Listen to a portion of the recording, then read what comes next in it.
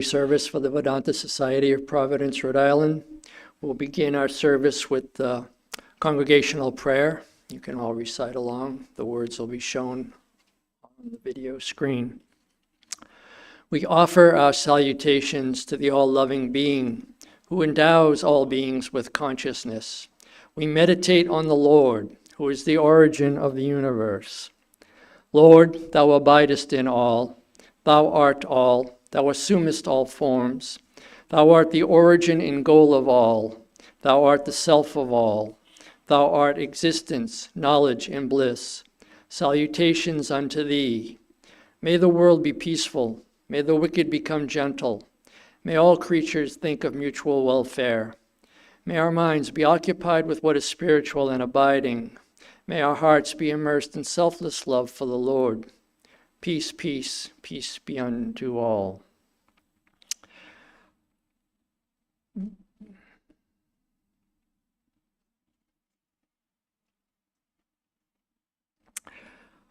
The Mundaka Upanishad proposes a profound question. What is that knowing which all is known? Alternatively, we may ask, what is that experiencing which the highest possible experience is achieved? While Vedanta says that its teachings culminate in that highest experience, and having that experience will satisfy all desires. Vedantic teachings first guide us in the direction of personal growth and in the methods of proper conduct and living, but ultimately they aim to bring us to the highest truth through direct experience. Some topics, especially those which point out the obstacles and impediments that hinder the direct experience, may be unsettling because Vedantic teachings challenge us to confront our cherished beliefs, our preoccupations, our fantasies, our imaginations, our personal idiosyncrasies, and our pursuit of an ever-morphing, ever-expanding set of desires.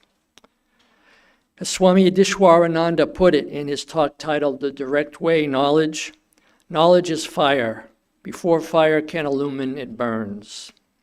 So the talk will proceed without any further disclaimers, so viewer discretion is advised. And while it may seem unnecessary or even amusing to begin a talk with such a disclaimer, the use of such a disclaimer should call to our attention the seriousness of the subject with which we want to undertake this evening. There are two comments under Swami Adishwarananda's Direct Way Knowledge video. And the first comment reads, quote, and this is a quote, "This talk by Swamiji is a real eye-opener, exposing the brutal truths of life and way to eternal bliss." Brutal truths? You may wonder if the person who wrote that comment put the words brutal truth in uppercase letters was exaggerating. So we should probably hear from Swami Adishwarananda's actual words. This world, which we create by our own selfish motives and desires, is governed by certain merciless laws. Birth, death, decline, pain, pleasure. It is ruled by the law of karma. We expect that reality will follow our desires and fantasies, but reality is not tailored to our imaginations and desires. Thus, we suffer untold miseries. To remove the miseries, Vedic thinkers said we must go to the root cause. Other solutions are palliative, but not curative. In order to get the permanent cure, we have to get back to that place on the highway where you made the detour. The yoga of knowledge, jnana yoga, is direct knowledge, the direct path. Other paths are indirect. Those who are not up to the direct path follow the indirect paths. The direct path is rugged, very demanding. It is not always possible for the average person to follow. So that is the subject we intend to speak. But then Swami Adishwarananda continues with a joke. He said a preacher prepared 3 different types of sermons. The first sermon cost $100 and would be over in 10 minutes. The second sermon cost $25 and would take about 45, 50 minutes. The third sermon cost only $1, but you have to come back week after week after week after week. So he passed around the collection plate, and then he decided on which sermon to offer. Now, the point of that joke was that most seekers are unable or unwilling to pay the high price for the shortest sermon. So much we offer for the low-cost sermon and willing to spend much more time. So much so that Swami Yatishwarananda, in his book, Meditation and Spiritual Life, warns us to be careful about, quote, living a fashionable religion. But Swami Yatishwarananda was the first retreat I attended here. He was the speaker at that first retreat. And I was surprised at first that a Swami would use so many jokes in a serious talk. But then quickly I really understood his style, because he would get the lecture up to a near boiling point temperature, making point after point, teaching after teaching, truth after truth. And if you've ever heard him speak, he uses a staccato speaking style, with each point being made with short, emphatic bursts. And then, just when the congregation is about to boil over, psychologically speaking, he would use a joke to release some of the pressure. So we'll hear more from Swami Yatishwarananda later. But now it'll be just some of my speculation, my thoughts here. Sometimes we feel uplifted, energized, and even motivated at the end of a good lecture. Our thoughts, our emotions, our intuition is internally shouting, what a beautiful lecture, what wonderful truths were revealed, and we're inspired. Yet these inspiring lectures can sometimes be soon forgotten, especially in circumstances when they can be the most useful.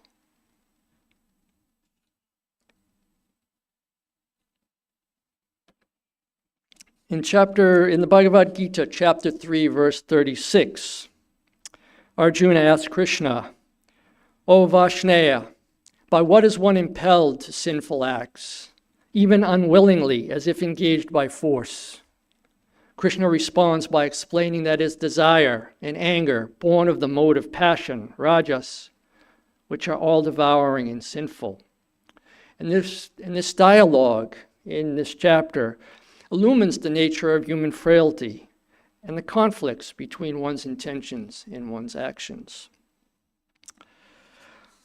I recall a story from a Swami who was visiting from one of the California monasteries. He was here, I believe he was here to give a retreat. I don't remember the exact details. He was here to give at least a talk, maybe a retreat. But as part of it, he described a very heated discussion between two residents of the ashram. And I don't remember whether they were monks or brahmacharis, but they were living at the ashram. And the argument was about who would be the one to remove an electrical wire or a tube or plumbing or some conduit of some type. And the argument went back and forth between these two residents of the ashram until one of them fell to the ground, clutching his heart, had some heart pain. And he looked up at the other one and said, well, it seems like you got the best of me this time. Or something to that effect. I'm paraphrasing, but it is an honest story. So it brought to my mind that even with the many lectures we hear, the many books we might read, the training that we get from teachers and swamis and gurus, Arjuna's question, by what is one impelled to act, to sinful acts, unwillingly, might even apply. Now, maybe I shouldn't project my own stuff out onto all of you folks. Maybe I should be using I instead of we or us. But anyhow, given that the Arjuna asked the question, I guess I feel like it probably applies to at least me, if nobody else. And so while the principles of universal oneness, loving our neighbor as ourselves, and the required discipline of mind found in the teachings of yoga, Vedanta, and other spiritual traditions are somewhat easy to understand, putting them into practice consistently in daily life can often be challenging, at least sometimes be challenging, as we just heard in that story of the heated argument.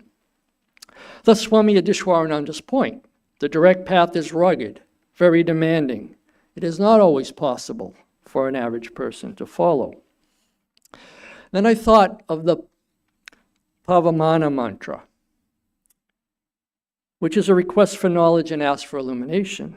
It goes, asatoma sadgamaya, tamasoma jyotirgamaya, mrityorma amritam gamaya. And these words, from untruth to truth lead me, from darkness to light lead me, from death to immortality lead me, reveal that even in the periods of the Upanishads, people were yearning and struggling for the highest. And the words of the mantra are evidence that the people of that period recognized that they were in darkness, tamasod ma jyotirgamaya, that what they were experiencing was known to be untrue or unreal, right? Asatoma sadgamaya. And we can infer that the prayer was by people who were yearning to realize their deathless self through direct experience. Mrityorma amritam gamaya. And now, since people are more or less the same across the globe and across the centuries and across time, the questions and the concerns addressed by the rishis of the Upanishads are still heard in current times.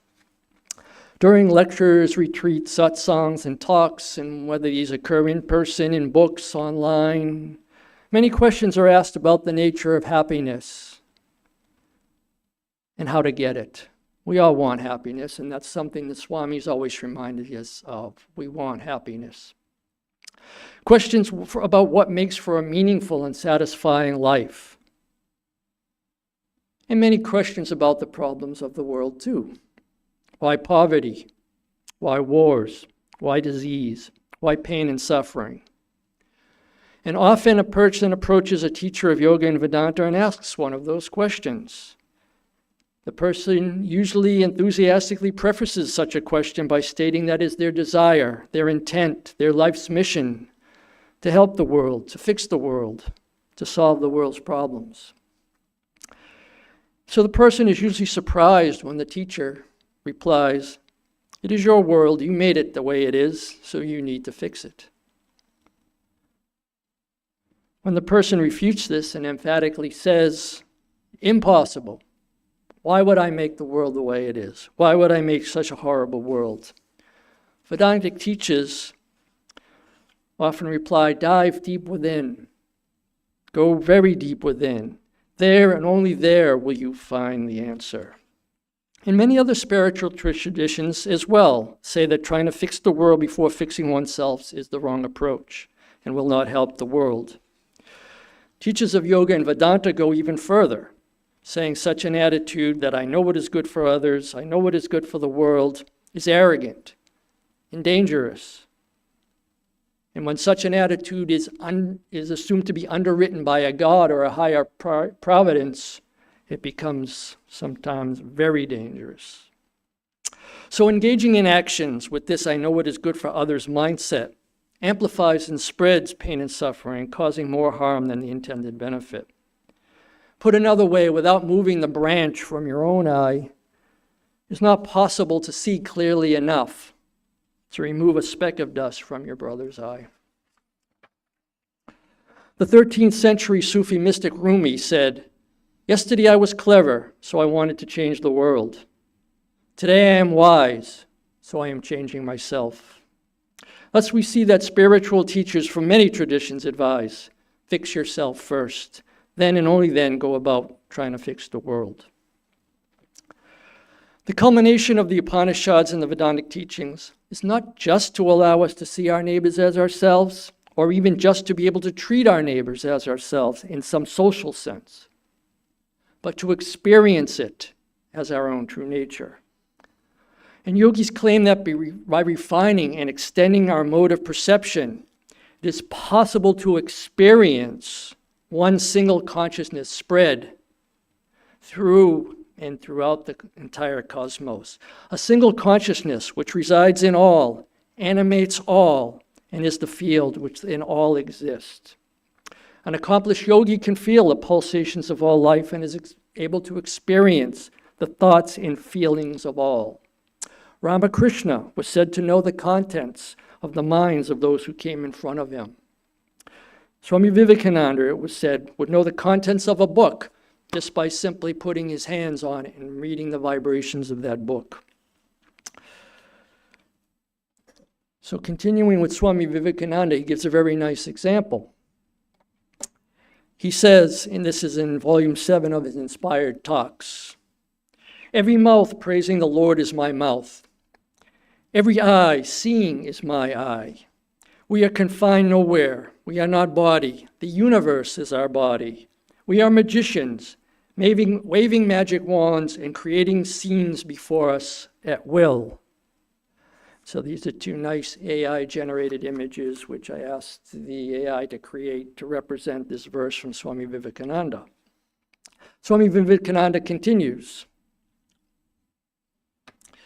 "We are like the spider in its huge web, which can go on the varied strands wheresoever it desires. The spider is now only conscious of the spot where it is, but will in time become conscious of the whole web." And you can actually see this in action. If you watch a spider web somewhere around your property, maybe in the garden, if a fly even lands in a corner of it, and the spider is even in the center or somewhere else, it feels that vibration and immediately runs to that corner of the web to get its meal. And so Swami Vivekananda says similarly, we are now conscious of only where the body is. We can only use one brain. But when we reach ultra consciousness, we know all. We can use all brains. So that's the end of Swami Vivekananda's quote. Coming back to Swami Yudhishwarananda, he discusses the four signs of awakening. The first sign is a basic understanding of fundamental facts. Then the idea comes. These teachings are not fabrications. These are facts. Let me follow. This is the first sign of awakening. So in other words, what he's saying is we must first understand and accept the teachings of Vedanta and yoga, such as those that we just briefly surveyed. And we must be sincere in wanting to follow those teachings all the way to the highest experience. We must be convinced that these teachings are true, without motive, and that it is possible to experience the highest they proclaim, and that there is a science and method behind the teachings. Once we decide to follow, we come to the second stage of awakening, as explained by Swami Yudhishwarananda. Then our knowledge reveals that it is our attachments, our imaginations, and our fantasies that are preventing us from getting on the highway to truth. Ultimately, it comes to your mind. I have created walls around myself, and I have become attached to the wall.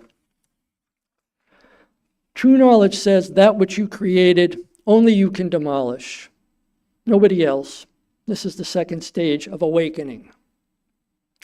So in the time remaining, we're going to do some thought exercises, which may be used as tools to help guide us closer to experiencing these teachings of Vedanta.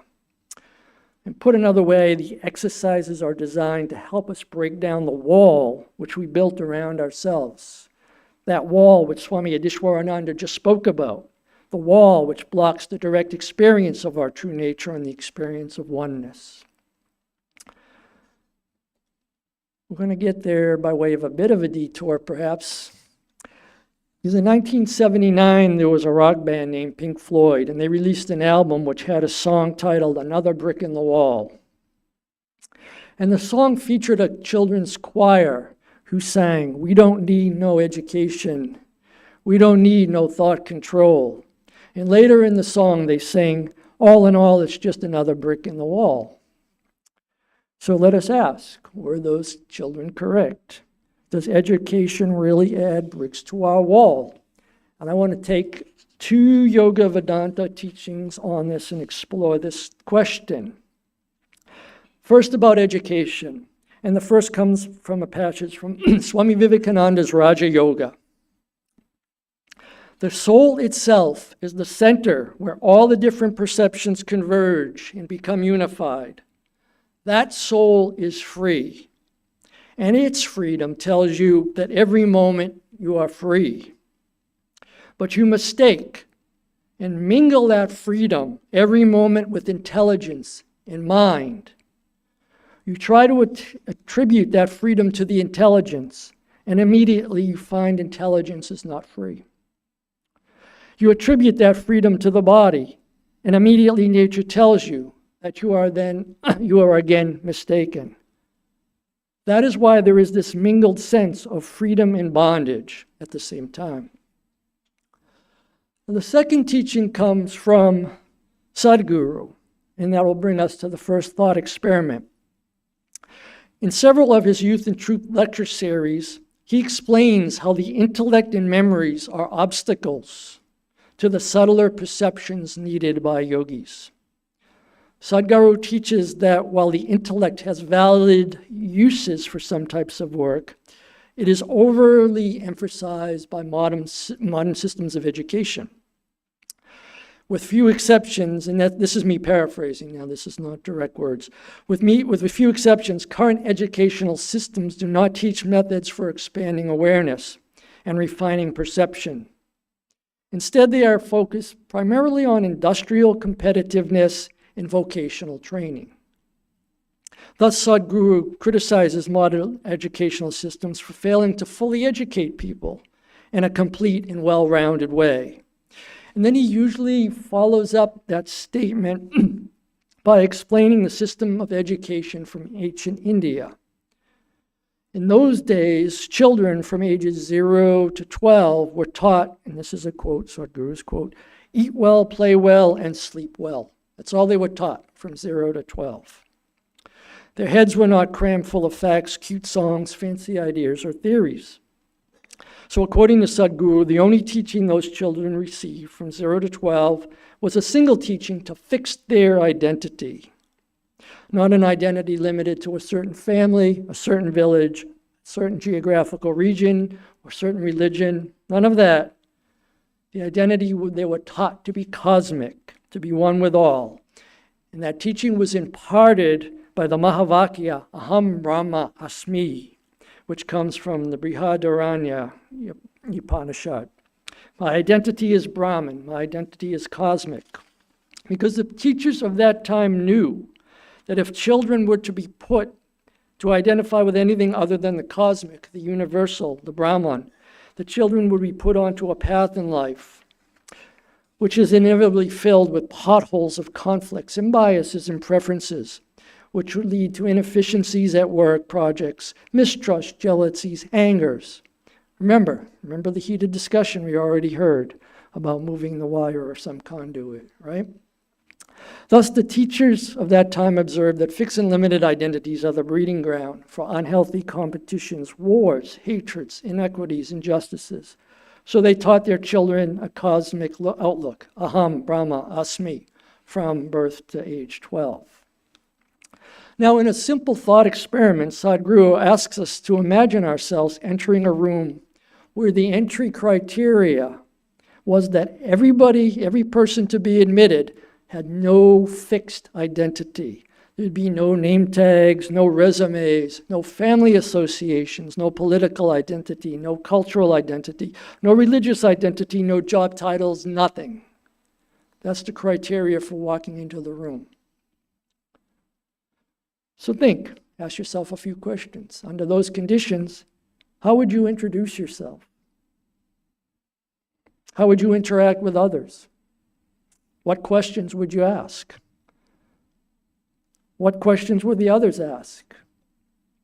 Which statements would you honestly be able to make about yourself? And so this is worth pondering about.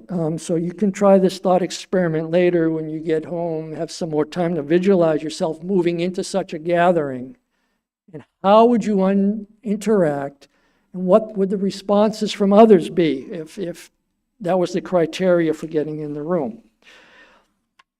And this idea came to me because it comes from the book I Am That, which is a series of question and answer dialogues with Nisargadatta Maharaj. And it comes from chapter 2 of the book, the title Obsession with the Body. And he says, the only true statement one can make about themselves is, I am. So think deeply about the implications of this question. The only true statement one can make about themselves is, I am. So politely put, the statement implies that almost the entire life can be said to be based on, I'll put it politely, as a shaky foundation. That almost every statement, whether external to others or internal to ourselves, made over the entire lifetime, if it's anything but I am, is false, according to Nisargadatta Maharaj. So perhaps we can let ourselves off the hook a little bit if we sincerely realize that such statements are only made about an imaginary character taking part in an imagined play or a dream. So this character here is playing the dream role of an orator tonight. Tomorrow night it might play a different role, different character in the dream. But if you think that's far-fetched, we only need to go to the Mandakya Upanishad, which says both the waking state and the dream state are the same. They're either equally real or equally unreal. And so we can infer then that if the waking state and the dream state are both equally unreal, the characters which appear in them are also equally real or equally unreal, depending. Both emerge from the dreamless sleep state, the third state of Brahman. But beyond these is the fourth state, which they call Turiya in the Mandakya Upanishad. And that represents the true self, the Atman, and is considered the ultimate state of pure consciousness. Being less philosophical, and while we're taking part in the dream of the waking state, maybe we'll take a more utilitarian view, and we can ponder whether the freedom from fixed and limited identities, wouldn't that make it easier to live the ideal of Sarada Devi, who taught, we should be pure and all-loving. May we love, respect, and cooperate with all. May we not treat others as strangers. Instead, learn to make them our own. Now, I took this particular excerpt, it's slightly differently worded than the one we use downstairs, from Ramakrishna Mission's Sarada Kindergarten, which exists in Singapore. It was opened in 1993.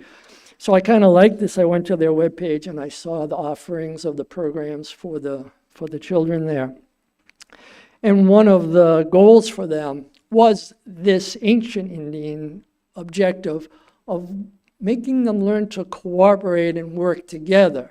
So it's not just the facts and the intellectual stuff. It's but how to get along with others, how to work with others.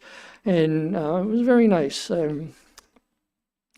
But getting back to the talk, we just heard from both Swami Vivekananda and Sadhguru that educational systems, which are concerned only with developing the intellectual and competitive industrial skills, limits the full potential for the full experience and expressions of life, the life force that animates all of these beings, right? We want to live it to the fullest. We want to experience it to the fullest. So we have to somewhat get out of the intellect to do so.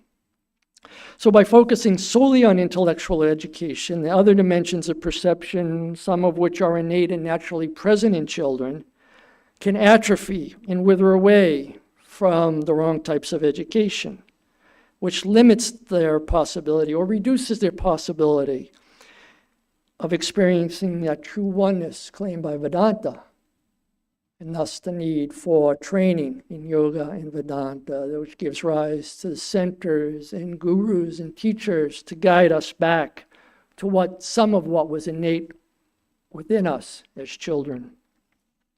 So when the choir in the song sang in Another Brick in the Wall, we don't need no education, it's just another brick in the wall, they were at least partially right on that point.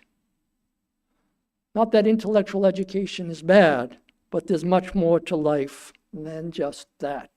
There's the spiritual dimension. So how about the line of the song which says, we don't need no thought control? Again, I want to examine this from two perspectives.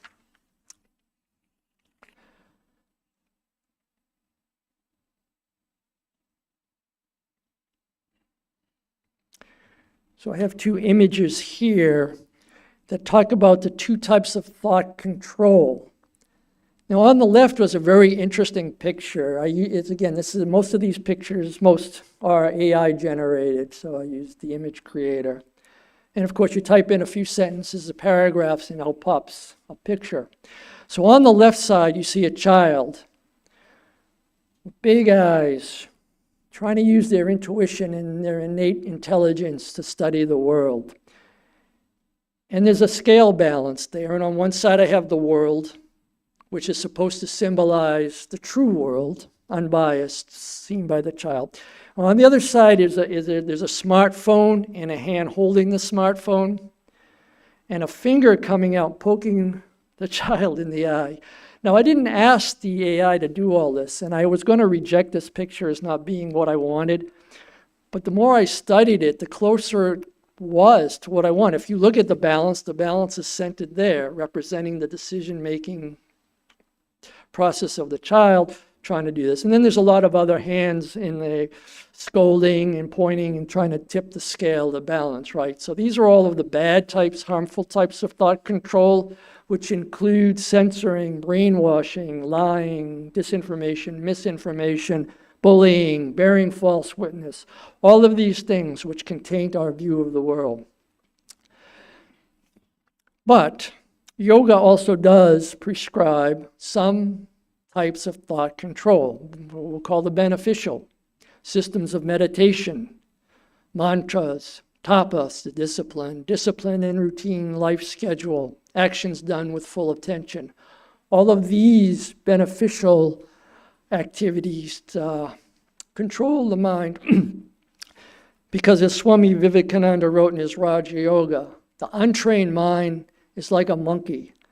Not only a monkey, but a scorpion-stung, wine, alcohol, inebriated monkey. So you can imagine, he explains it there. A monkey is jumpy by nature, but then you give it some alcohol, and then you get stung by a scorpion, and you can just imagine how much that monkey jumps around. So we do need some yoga methods to control our mind.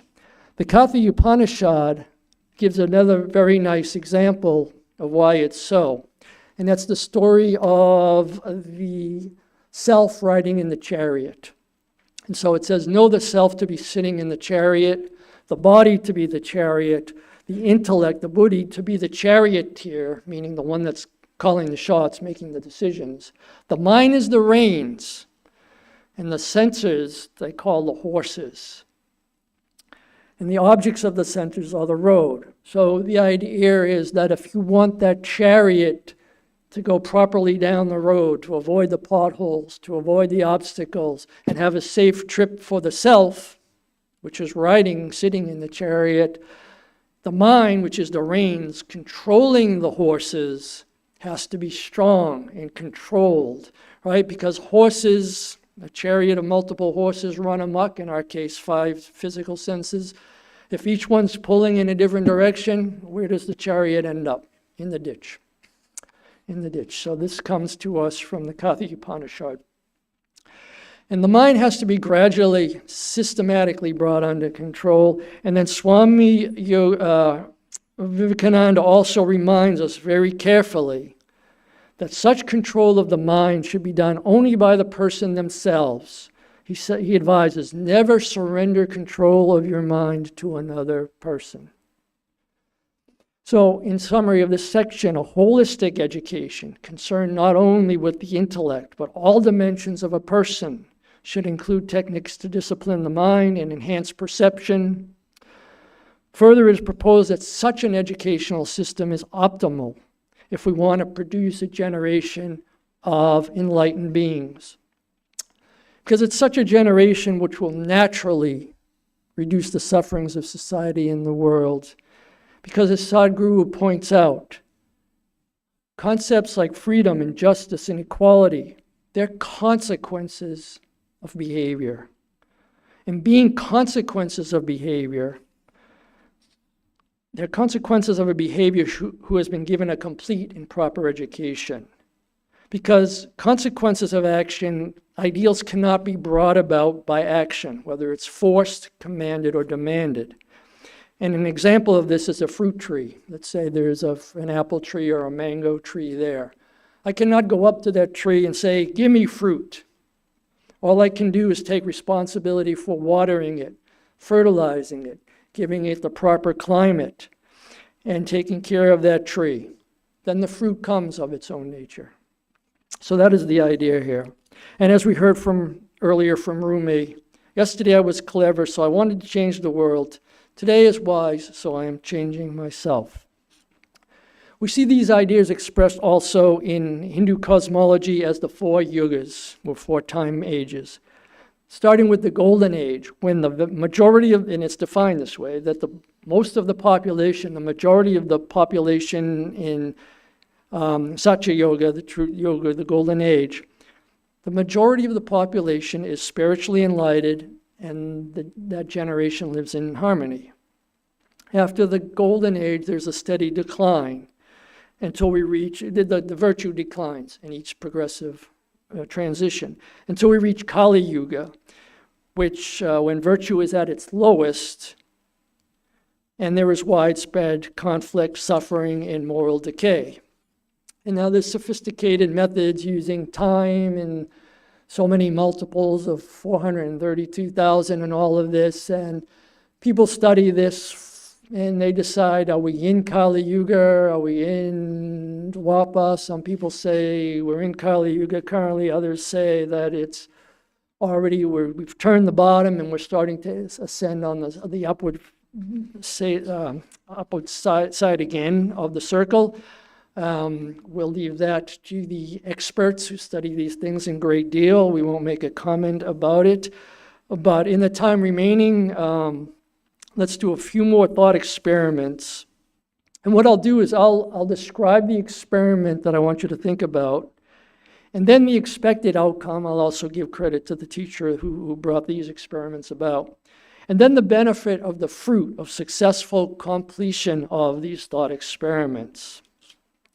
So the first one I want to talk about, this is kind of a busy chart. Hopefully you can read it, but if not, just ignore the words and I'll just talk you through it. But it comes from a teaching by Eckhart Tolle. And Tolle studied the works of Meister Eckhart.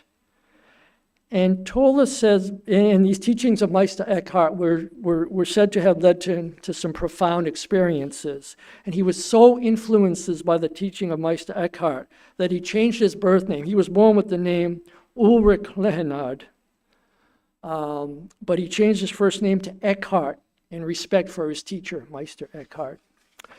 But what he's teaching here, or what he's showing here is, he said there's 2 dimensions of life. There's the horizontal dimension, which is on the bottom, and it shows, the image shows 2 faces.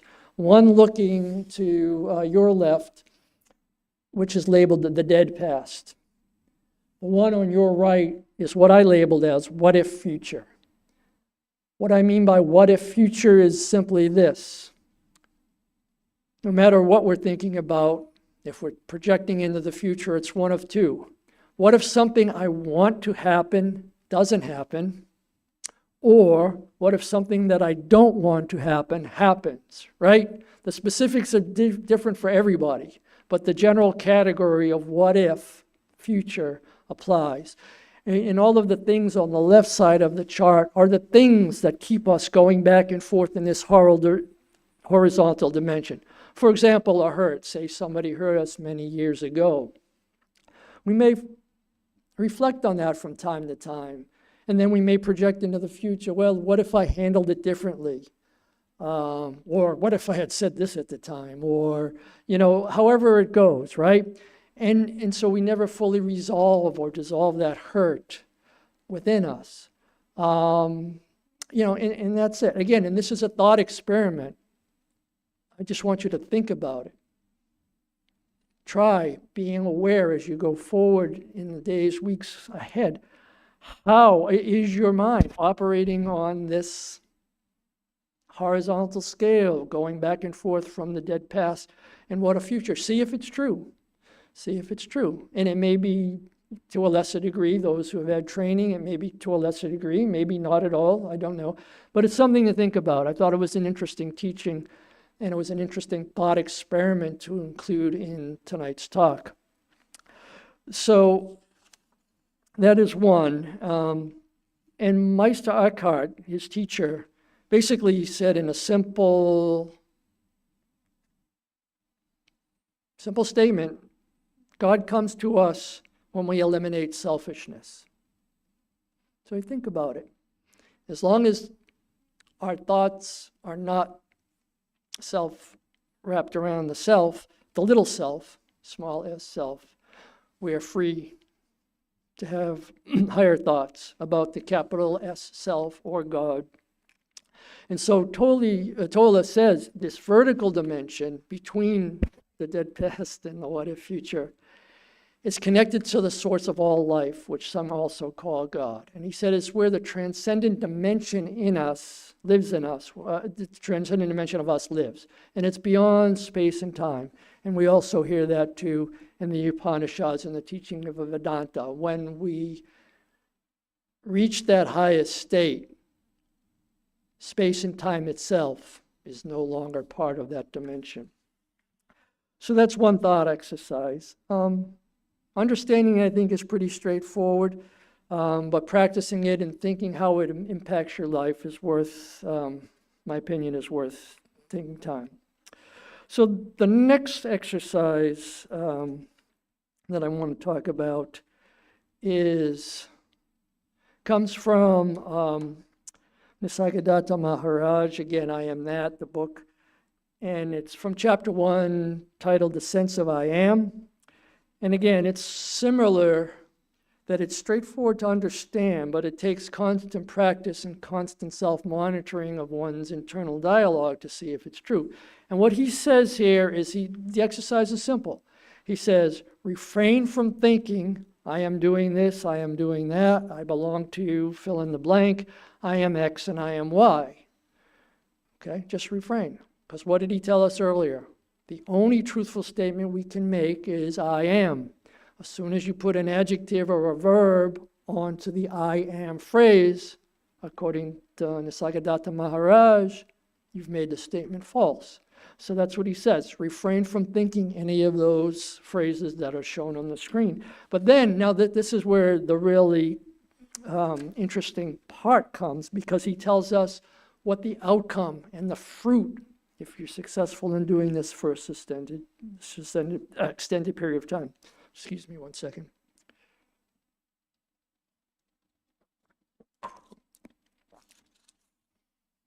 He says, if you're able to practice this continually, that you will come to realize that you are both the source and heart of all. I think that's a pretty strong statement. It ties back into what we heard earlier about from Swami Vivekananda, of how we are waving magic wands and creating scenes in front of us, right? So the realization that you are the source and heart of all. And he says that realization brings with it a special and pure type of love, a great type of love. And this great love is not given out based on choices or preferences or favorable biases, affinities, or special likings, but this great love kindles and inspires in us a certain insight which makes all things lovable and love-worthy, and thus our love is freely given. And Maharaj uses two words when he defined this and explained this, so love-worthy and lovable. And so I thought that was interesting that he used two words, so I thought about it a little bit. And so love-worthy to me means it's an inherent attribute of each being in the cosmos, endowed to it by the nature of the cosmos itself.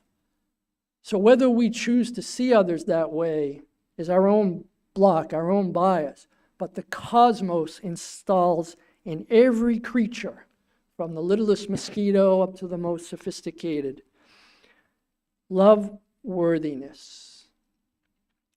And then the word lovable. See, I mean, lovable is kind of an action word. It describes like an emotion, a feeling, a judgment, action by an actor or an observer. We sometimes choose to love some things more than other, perhaps. And on the surface, I thought, well, this seems like a dualistic perspective.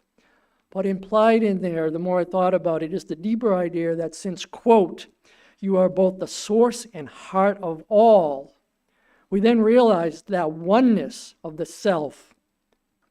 So it is the self that is both love-worthy and lovable, the giver and receiver of love.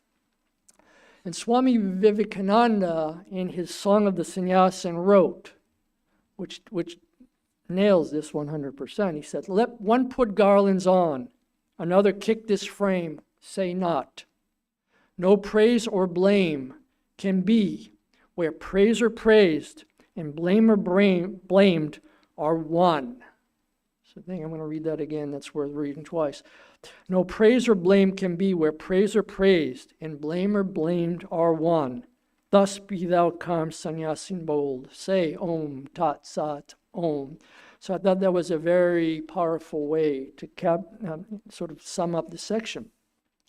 And also a favorite verse of mine had always been Bhagavad Gita, chapter 6, verse 30.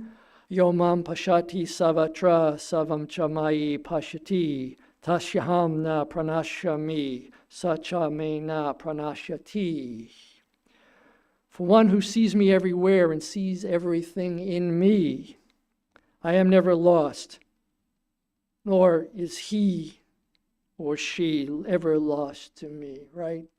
So I like that very much. And now with the hour soon to be coming to an end, I want to do the last exercise. And I feel like this one is the most challenging for me, at least, but I found it's also very powerful. Sometimes the two go hand in hand. The more work you put into something, the more efficacious and more powerful it can be.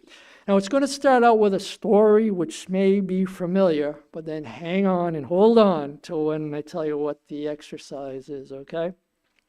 So we know in the gospel,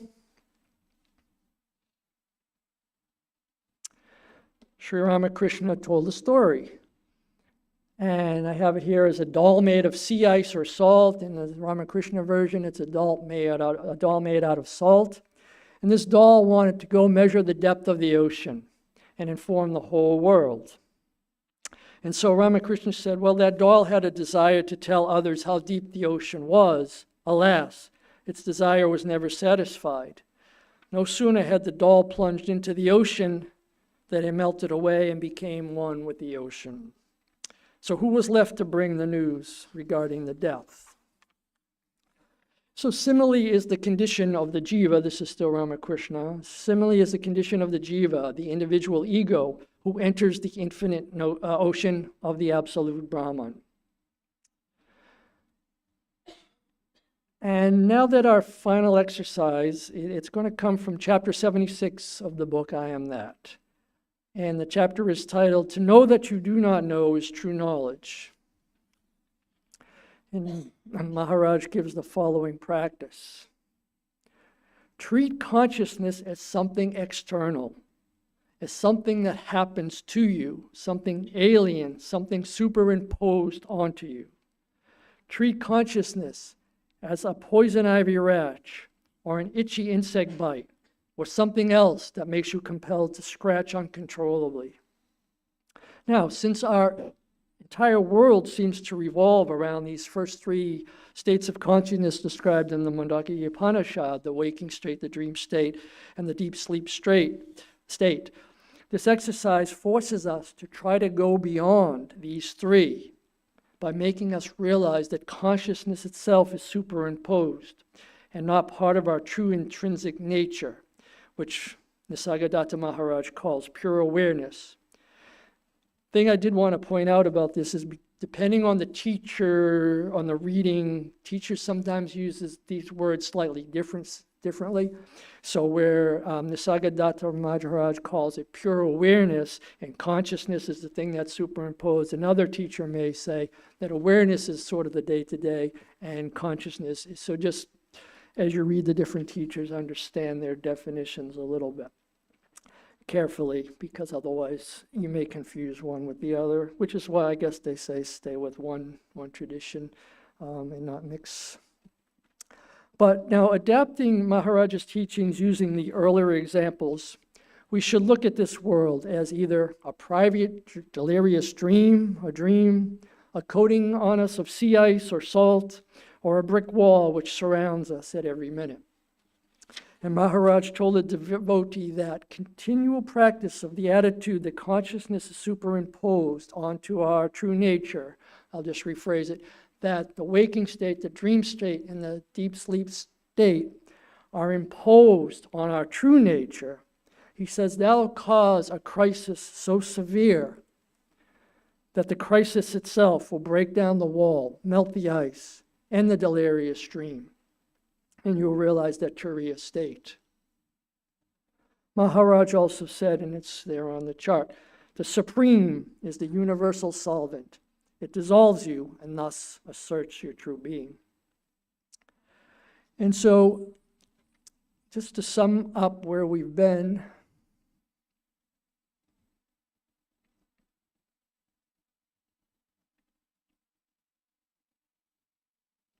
oops, okay. Now, all right, so the three allegories we've used tonight, breaking down a wall, dissolving ice and water, or fire burning off the dross, which we heard in the opening, illustrate that by removing the ego, the seer, the self, abides in its own true nature. And we see that quote down there from the Yoga Sutra, chapter 1.3, Tada, Drashahu, Svarupe Vashtanam, which basically says that when we still the mind, at that time, tada is at that time, the seer rests in its own unmodified self. And we started to talk off with Swami Adishwarananda, the direct way knowledge, saying true knowledge says that which you created only you can demolish, nobody else. This is the second stage of awakening. And there should be one more piece to this. All right. And then Nisargadatta Maharaj says, liberation is never of the person, it is from the person. So these exercises hopefully will be helpful in thinking of this in the context of the Upanishads that we surveyed tonight and the teachings of how we try to get to that highest Vedantic experience of the Turiya state or realizing our own true nature. So I think next Sunday is Sarada Devi's birth celebration, so I want to give the last thought experiment to one of her teachings. She says, this whole world is your own. Learn to make the whole world your own. No one is a stranger, my child. This whole world is your own. So think about it, and do this as a homework thought experiment if you'd like. Think of it in the context of this teaching, where it goes beyond a simple social acceptance, right? When examined carefully, all right, let's back up. Okay. So if you think of this teaching in the context of what we've already heard, especially that you are the source and heart of all, it brings a special and pure type of love, which is freely given as flowers give their fragrance in colorful displays to those who come into their presence.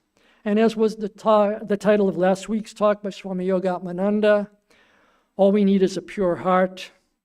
So you can contemplate these ideas in the word of Sarada Devi and in the context of some of the other examples and verses that we read tonight. Now, we will have announcements for the week. So as I said, next week is the birth anniversary of Sarada Devi. So we have a full long, it's one of the biggest programs of the year that is held here. It starts at 11 a.m. with worship from 11 to 1. And it's usually the worship concludes with Pushpanjali, the offering of the flowers. Then there'll be a prasad lunch from 1 to 2, where we take part in the offered food and have a little bit of satsang with all of the participants of the program. And then there'll be a video of Sarada Devi's life, which you will get to see more insights from her life from that video. And then at 5 p.m., so in this hour, there's a symposium which Swami Yogamananda started a few years back, many years back, as a tradition, where he invites speakers who are devotees and well-versed in the teachings of the particular person whose birth anniversary is being celebrated. So next week you will have the opportunity to hear from devotees of Sarada Devi, who will elaborate on her teachings and the impact of her teachings on their particular life. And it's always interesting because everybody brings their own unique perspective to it. So you're invited for that. And then followed by Sankirtan, which is one of my favorite Sankirtans of the entire year because it has a wonderful melody and a nice rhythmic pace to it. So it's a very enjoyable Sankirtan. That will be from 6 to 6:30. And then finally the day concludes with Prasad supper at 6:30, and then the program concludes. So you're invited to all of those, or as many of those aspects of next week's celebration as you can attend. Swami Yogamananda is currently in Huntsville, Alabama. He'll be returning on Tuesday the 17th. As part of his trip, he's giving a discourse on an interfaith conference, as well as some satsangs and some lectures. So he's probably a little warmer than we are in the last couple of days here in New England, but hopefully he'll bring some of that warmth back. Actually, he might, because I think they are giving 50 on Tuesday. So load up that plane, Swamiji, if you're listening to this. Okay, so we will soon be having Arati as soon as Teresita completes the worship. And then following Arati downstairs, you are all invited to soup supper to partake in some nice soup. I was down there earlier. It smells delicious, so we'll be looking forward to having that. And so with that, we will now do the closing prayer. Is it still active, Jitendra? All right. Feel free to join in the closing prayer with me. May the divine, who is Father in heaven of the Christians, Holy One of the Jewish faith, Allah of the Muslims, Buddha of the Buddhists, Tao of the Taoists, Great Spirit of the Native Americans, Ahura Mazda of the Zoroastrians, and Brahman of the Hindus, lead us from the unreal to the real, from darkness to light, from death to immortality. May the all-loving being manifest unto us, and grant us abiding understanding and all-consuming divine love. Peace, peace, peace be unto all. Thank you, friends. We will start Arati in a few minutes. Those who want to go in, you can, but just remove your shoes before going into the shrine. Those who don't want to can observe from here.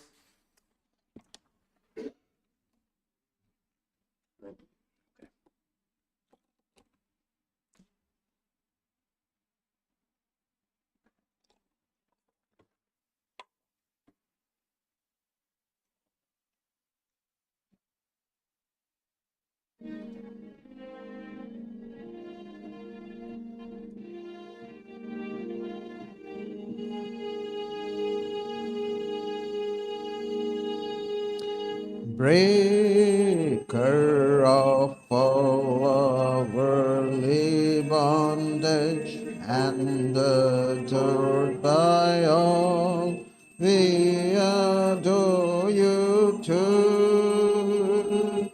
Stainless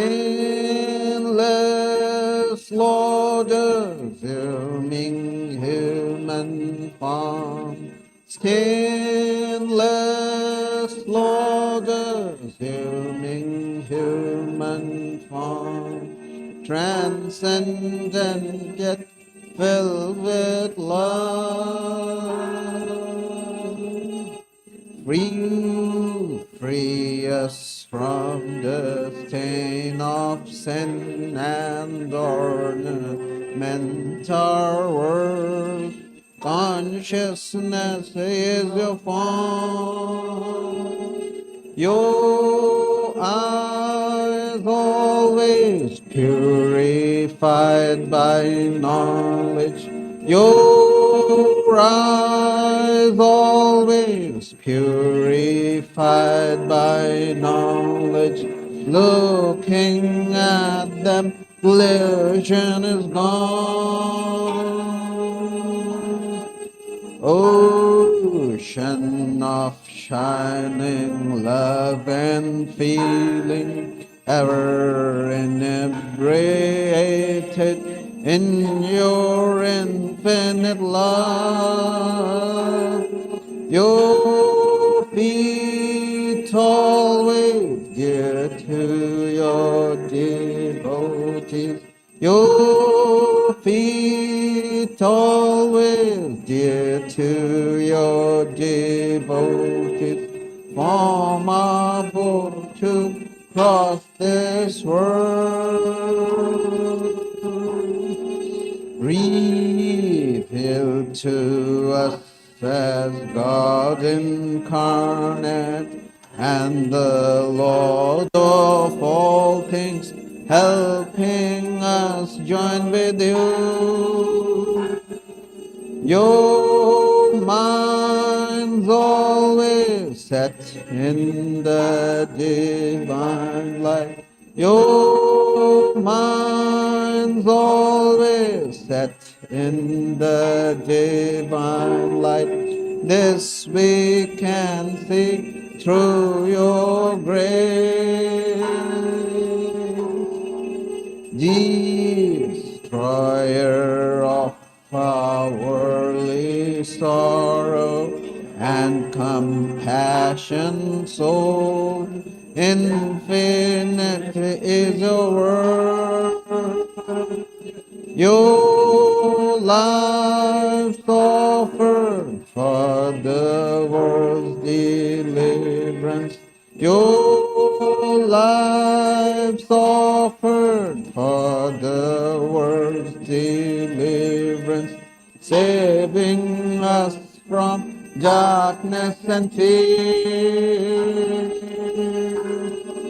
Renouncer of all lust and lucre, therefore you were always spurning sensual life. Lord of monks, you are the best of men. Lord of monks, you are the best of men. Grant to us pure love for you. You're fearless and you're free from doubting, with your mind very firmly resolved. Causeless refuge of your devotees, causeless refuge of your devotees, renouncing caste and birth.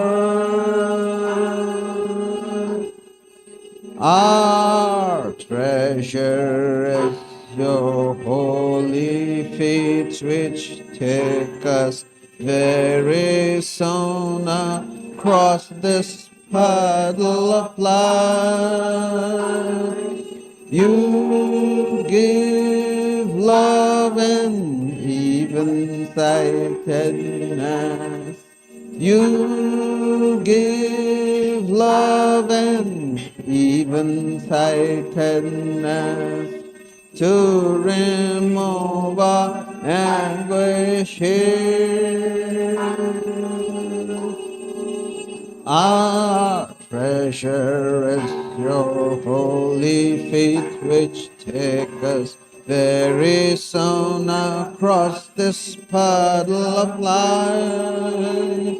You give love and even nearsightedness. You give love and even-sightedness to remove our anguish here. Greetings to you, O Lord, beyond both speech and mind. Greetings to you, O Lord, beyond both speech and mind. Yet you are the basis of both. O Lord, yet you are the basis of both. Great light of all lights, blazing in the heart's gate. Great light of all lights, blazing in the heart's gate. Darkness is destroyed by your light. O Lord, darkness is destroyed by your light. Greetings to you, O Lord, beyond both speech and mind. Greetings to you, O Lord, beyond both speech and mind. Yet you are the basis of both. O Lord, yet you are the basis of both. Great light of all lights, blazing in the heart's cave. Great light of all lights, blazing in the heart's cave. Darkness is destroyed by your light. O Lord, darkness is destroyed by your light. Langa Ranga Bhanga, these are all the sounds of Mridanga. Langa Ranga Bhanga, these are all the sounds of Mridanga. Spiritual songs devoted are singing for your worship divine.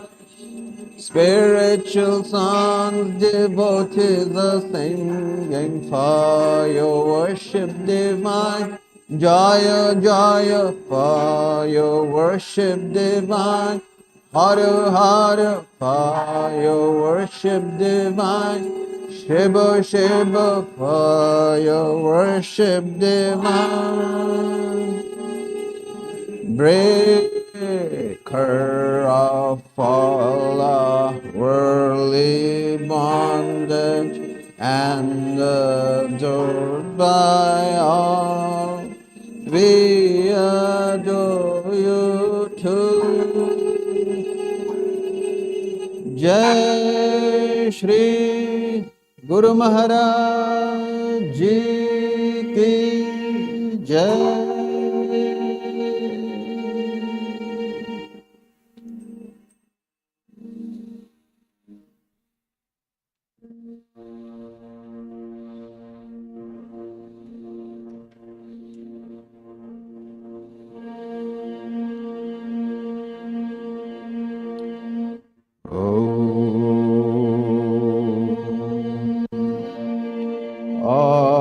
Auspicious and blessed, graciousness sublime, all noble ends you give to us, granting us refuge, all-seeing God, O Mother Divine, our love to you. Creation, preservation, dissolution are your powers, eternal one. nature's real basis, nature's essence.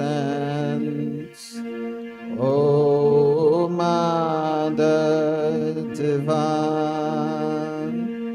our love to you. We come seeking refuge from anguish. Be our Savior through your deep concern. All our suffering remove, Goddess. O Mother Divine, our love to you. Victory, O Mother Divine, our love to you. Blessed Mother Divine, our love to you. Blessed Mother Divine, our love to you. Blessed Mother Divine, our love to you.